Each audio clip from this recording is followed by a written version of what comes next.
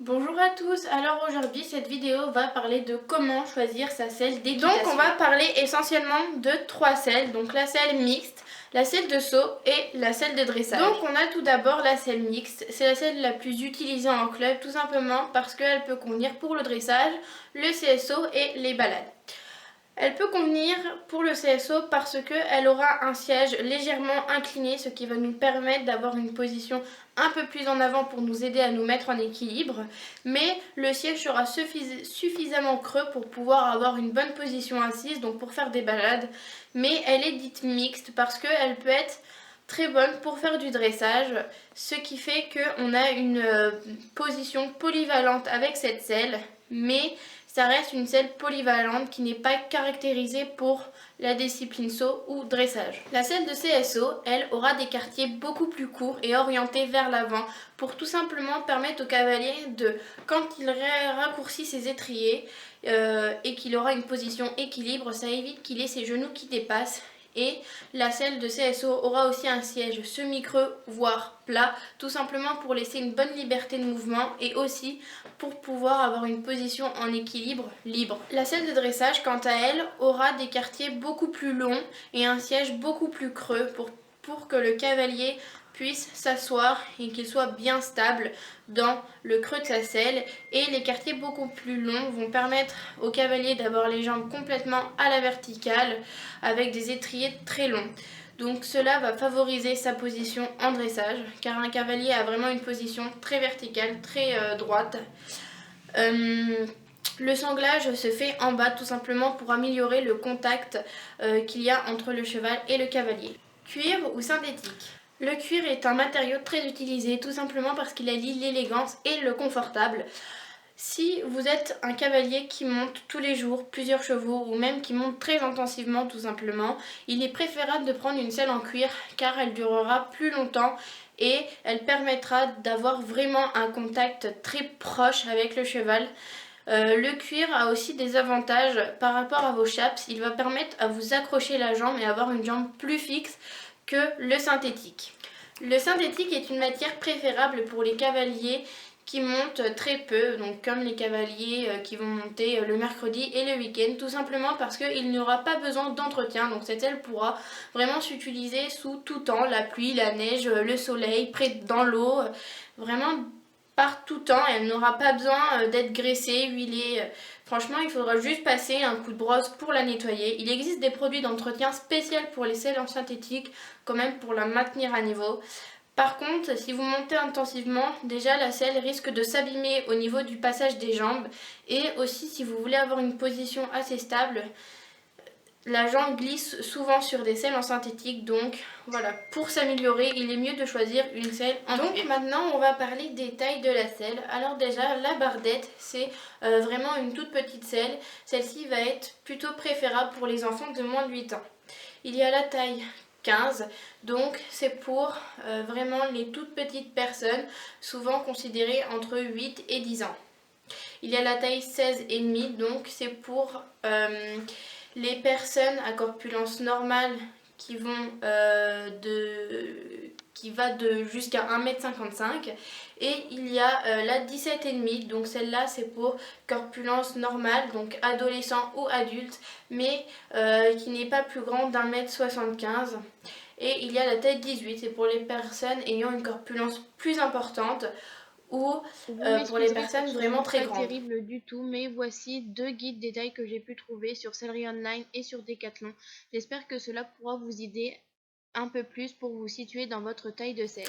Alors je vais vous parler brièvement des soins à effectuer sur une selle en cuir. Alors tout d'abord, à l'achat d'une selle neuve, il ne faut pas la graisser pendant 3 mois et après ces 3 mois passés, vous pourrez commencer à l'entretenir.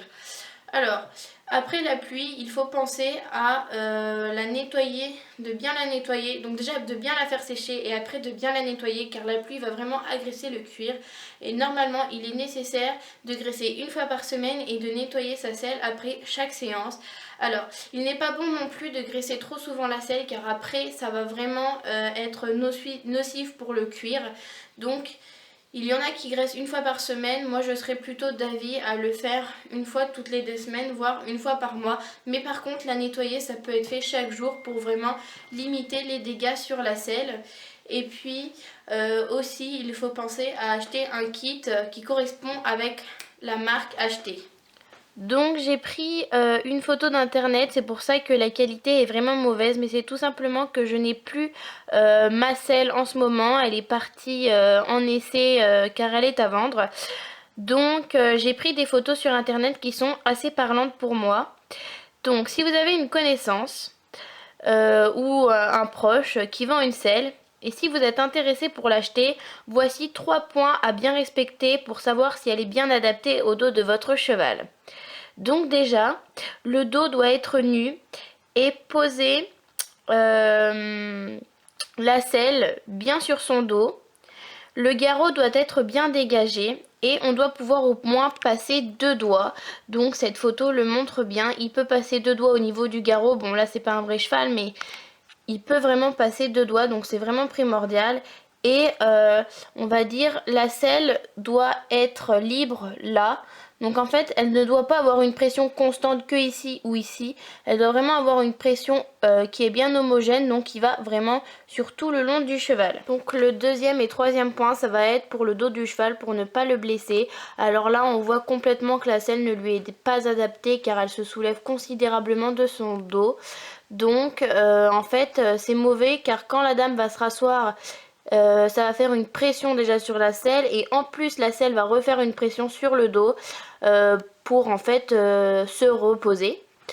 Donc pour éviter cela en fait, comme vous avez déjà posé votre selle sur le dos nu du cheval, il vous suffira d'appuyer sur le pommeau, ce qui est au-dessus du garrot. Et si le trousquin ou l'arrière de la selle se soulève, c'est que la selle ne lui sera pas adaptée. Donc ça veut dire que vous allez déjà devoir mettre un amortisseur plus un tapis assez épais pour éviter que ça se relève.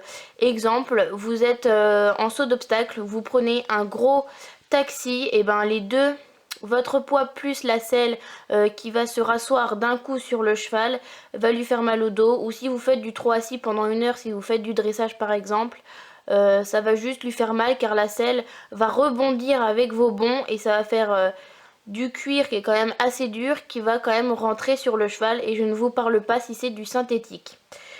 Et donc aussi pour le garrot, vous appuyez sur donc le trousquin, ce qui est juste là. Et si au niveau du garrot ça se soulève, c'est pareil, ça va faire des tensions. Je ne vous réexplique pas pour le garrot.